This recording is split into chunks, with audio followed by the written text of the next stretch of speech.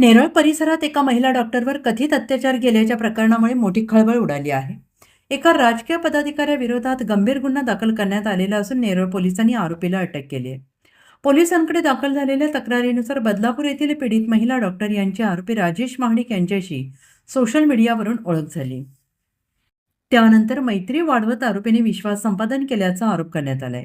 तक्रारीनुसार ऑक्टोबर 2023 मध्ये आरोपीने नेरळ येथील एका रिसॉर्टमध्ये नेऊन लग्नाचे आश्वासन देत जबरदस्तीने शारीरिक संबंध प्रस्थापित केले. त्यानंतर अनेकदा लग्नाचे आमिष दाखवत अत्याचार केल्याचा आरोप पीडितेने केलाय. तसेच नशेचे पदार्थ देणे, अश्लील फोटो व्हिडिओ तयार करणे आणि ते सोशल मीडियावर व्हायरल करण्याची धमकी दिल्याचा आरोप तक्रारीत देण्यात आलाय. दरम्यान आरोपी हा एका माजी आमदाराचा नातेवाईक असल्याची माहिती समोर येते. त्यामुळे प्रकरण मागे घेण्यासाठी राजकीय दबाव आणला जात असल्याचा दावा पीडित महिलेने केलाय. पीडितेच्या तक्रारीनंतर नेरळ पोलिसांनी संबंधित कलमान्वये गुन्हा दाखल करून आरोपीला अटक केलेली असून या प्रकरणाचा पुढील तपास सुरू आहे. आणि माझ्यासोबत जी घटना घडलेली आहे तर एक फेसबुक जी सोशल मीडिया आहे त्याच्यावरनं मला एका व्यक्तीने संपर्क साधला आणि माझ्याशी मैत्री केली. त्याचं नाव राजेश कृष्ण महाडिक आहे, जो माथाडी संघटनेचा सदस्य आहे आणि तो शिंदे गटामध्ये सुद्धा त्याचं हे आहे, होल्ड आहे चांगला, तर तो तिथलाही कार्यकर्ता आहे.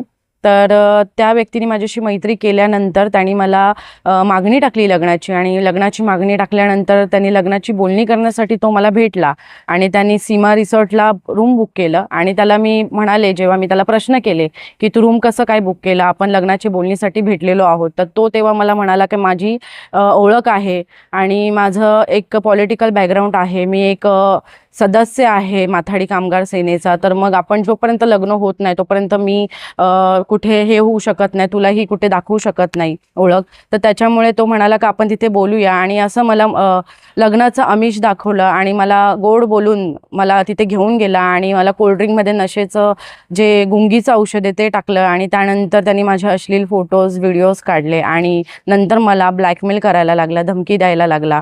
आणि त्यानंतर मग त्यांनी इथेच हा जो विषय आहे थांबला नाही, तर त्याच्या घरात नंतर मला कळालं काही काळानंतर की त्याचं लग्न झालेलं आहे. कारण ज्यावेळेस तो माझ्याशी लग्नाची मागणी टाकायला आला होता तेव्हा तो हे म्हणाला होता की माझं या जगात कोणीही नाही आहे आणि माझा डिवोर्स झालेला आहे, माझं लग्न खूप आधी झालं होतं तर माझा डिवोर्स झालेला आहे असं मला सांगण्यात आलं होतं. आणि मी त्याच्यावर विश्वास ठेवला आणि माझी अशी फसवणूक झाली. आणि मला कालांतराने कळालं की त्याची बायको आहे, त्याला एक मुलगा आहे आणि तो राहायला ऐरोलीला आहे, सेक्टर 8मध्ये अलंकार सोसायटीमध्ये ब्लॉक नंबर 1ला तो राहतो. तर त्यानंतर मग त्याच्या घरातून मला धमकीचे घाणेरडे मेसेज, घाणेरडे मला व्हिडिओज पाठवण्यात आले. खूप मला ब्लॅकमेल केलं गेलं.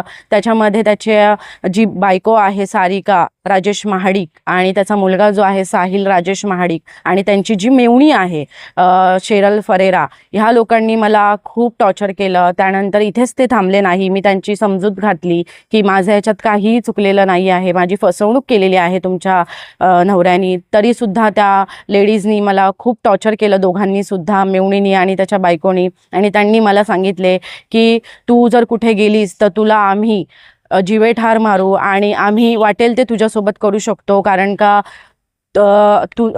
आमच्याकडे पैसे आहेत, आम्ही पैशाच्या जीवावर तुला विकत घेऊ शकतो, तुझी सुपारी देऊ शकतो, तर तू तुझे विचार कर आणि तुझे जे व्हिडिओज आहे, अश्लील फोटोज आणि व्हिडिओज आहेत, हे आम्ही व्हायरल करून टाकू सोशल मीडियाला, जेणेकरून तुझं कुठेही लग्न जमणार नाही आणि तू कुठलीही राहणार नाहीस.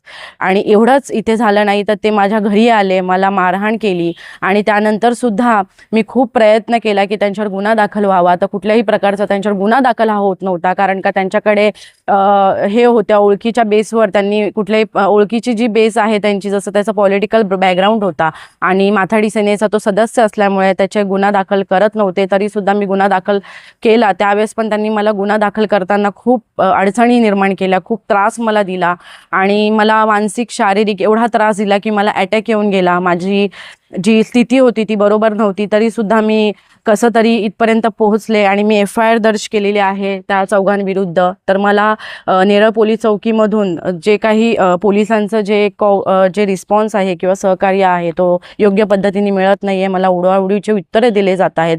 आणि त्यानंतर आरोपीला आणल्यानंतर त्याच्या बायकोनी मला शिवीगाळ केली पोलीस स्टेशनमध्ये.